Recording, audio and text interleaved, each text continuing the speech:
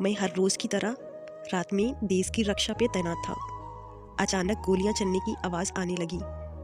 जैसे ही मैंने दुश्मन को देखा तो जवाबी कार्रवाई में मैंने भी गोलियां चलाईं। गोलीबारी हो रही थी कि अचानक एक गोली मेरी छाती पे आ लगी। मैंने हिम्मत ना हारते हुए जवाब देना जारी रखा।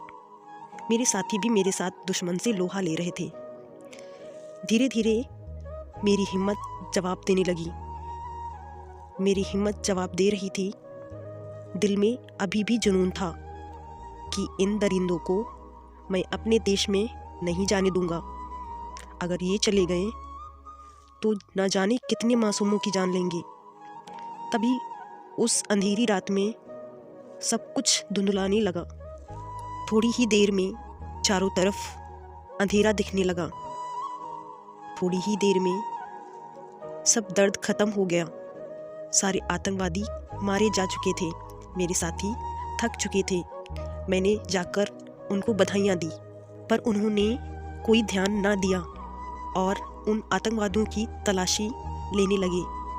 मुझे शक था कि उनके शरीर में बम लगे हुए थे। मैंने उन्हें रोकने के लिए हाथ बढ़ाया, पर उन्हें पकड़ ना सका। दोबारा कोशिश करने पर भी मैं असफल रहा। मुझे कुछ समझ नहीं आया। मैं कुछ समझ पाता उससे पहले ही वो तलाशी लेकर मेरी तरफ बढ़े। मुझे लगा कि अब वो मुझसे मेरा हालचाल पूछेंगे, पर ऐसा नहीं हुआ। वो मुझे पार करते हुए मेरे पीछे चले गए। मैंने घूमकर पीछे देखा तो जमीन पर मैं लेटा हुआ था, पर मैं तो यहाँ पीछे खड़ा। मुझे समझ नहीं आ रहा था कि मेरे दो हिस्से कैसे हुए। मैं यहाँ भी खड़ा था और उधर भी लोग मुझे उठाने की कोशिश कर रहे थे। तब मुझे एहसास हुआ कि मैं देश की सेवा करते करते प्राण त्याग शहीद हो चुका था। मुझे गर्व था इस बात पर मेरे दादाजी की तरह मेरे प्राण भी देश की सेवा में समर्पित हुए। मैंने अपने परिवार के बारे में ना सोचते हुए देश की उन परिवारों के बारे में सोचा जो देश में हमारे भरोसे खुद को सुरक्षित महसूस करते हैं। थोड़ी ही देर में मेरा शरीर को टटोलने के बाद मेरे दोस्तों को जब एहसास हुआ कि मैं उनके बीच नहीं रहा तो उनकी आंखों में आंसू आ गए। वो उठाकर मुझे कैंप में ले आए। मैं उन्हें बताना चाहता था कि वो मेरी शहादत पे अफसोस ना करें। मैं खुश हूँ कि मेरी जान देश की काम आई। आधी रात बीत चुकी थी।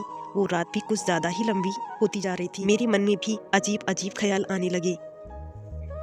घर गए 2 साल हो गए थे। जब भी पत्नी की चिट्ठी आती एक ही सवाल पूछती थी कि कब आ रहे हो। मेरी बेटी तब 1 साल की थी। वो भी बोलने लगी है। फ़ोन पर आवाज़ सुनाई थी। जब भी बात करती थी तो एक ही सवाल करती थी, पापा कब आओगे, बहुत याद आती है। मुझे पता लग जाता कि ये सवाल उसका नहीं बल्कि मेरी माँ, पिताजी और मेरी बहन का है। मैंने छुट्टी के लिए बड़े साहब से चिट्ठी लिखी। अगले महीने तक छुट्टी मिलने वाली थी। सुबह हुई, मेरे शरीर को तिरंगे से ढककर कुछ साथी मेरे घर के लिए चल पड़े। मैं सोच रहा था कि न जाने मेरे बारे में जानकर क्या हाल होगा मेरे घर वालों का। देखा कि घर के बरामदे में मेरी छोटी एक गुड़िया के साथ खेल रही थी। कितनी प्यारी लग रही थी। एक जवान ने जाकर मेरी बेटी से पूछा, बेटा घर पे कोई है?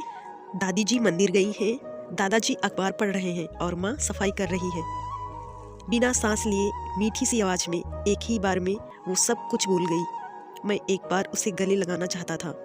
तभी मेरे पिताजी बाहर आए तो मेरे साथियों ने उन्हें मेरे शहीद होने के बारे में बताया तो उनकी आंखों में आंसू निकल आए। पीछे से मेरी पत्नी आई और पिताजी से पूछने लगी, क्या हुआ पिताजी, ये लोग क्यों आए हैं? वो नहीं आए क्या? बोलिए ना पिताजी, आप चुप क्यों हैं? बेटा तुम्हारा सुहाग नहीं रहा। इतना सुनकर तो जैसे उसके शरीर में जान ही नहीं रह गई। एकदम से वो जमीन पे गिर पड़ी। तभी कुछ गिरने की आवाज़ आई। पिताजी ने पीछे से घूमकर देखा तो मंदिर से आई माँ के हाथ से पूजा की थाली गिर गई थी। चारों तरफ मातम का माहौल छा गया था। धीरे धीरे पूरे गांव में शहीद होने की खबर फैल गई। आसपास के गांव के लोग मेरे परिवार को सांत्वना देने के लिए आए।